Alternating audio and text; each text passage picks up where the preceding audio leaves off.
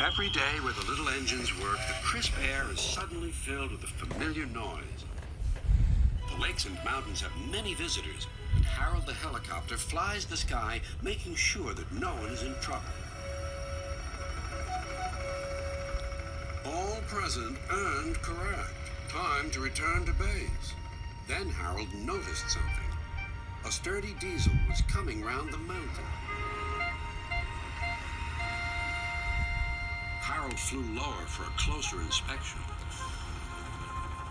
I'm Harold. Who are you? I'm Rusty, replied the diesel. Don't recall seeing you before. What brings you this way? Sir Topham Hatt sent me to help the other engines, huffed Rusty. This was no time for a chat with a helicopter. Well done. Cheers, and keep up the good work. Cheeky chopper, muttered Rusty. Peter, Sam, and Sir Handel were glad to see Rusty. Even so, Sir Handel wouldn't stop grumbling. The cars didn't like Sir Handel and wanted to play tricks on him.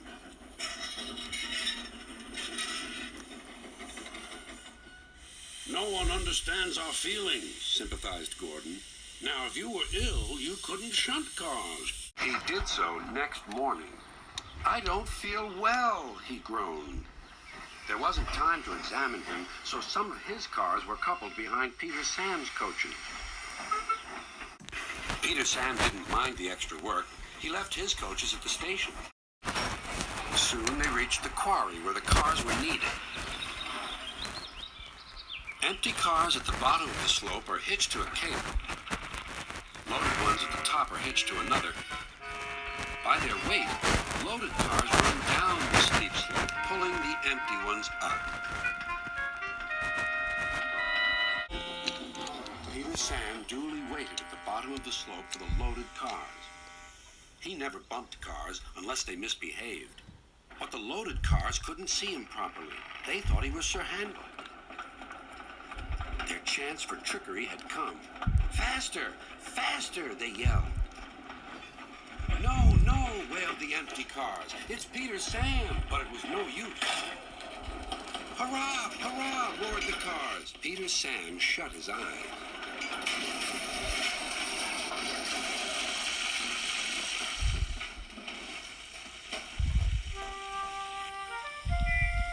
Beep! Beep! Wailed Peter Sam.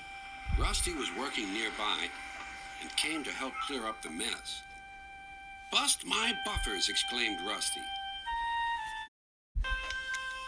Peter Sam felt battered. His funnel was cracked and his boiler dented. Thank you, Rusty, he sighed and limped slowly home.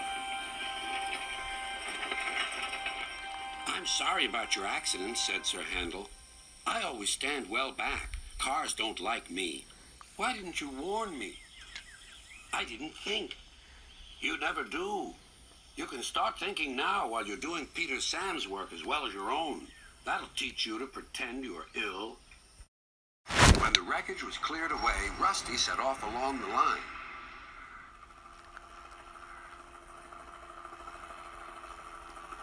Splendid to see you again, whizzed Harold. I'm completing my evening's lookabout. Well done.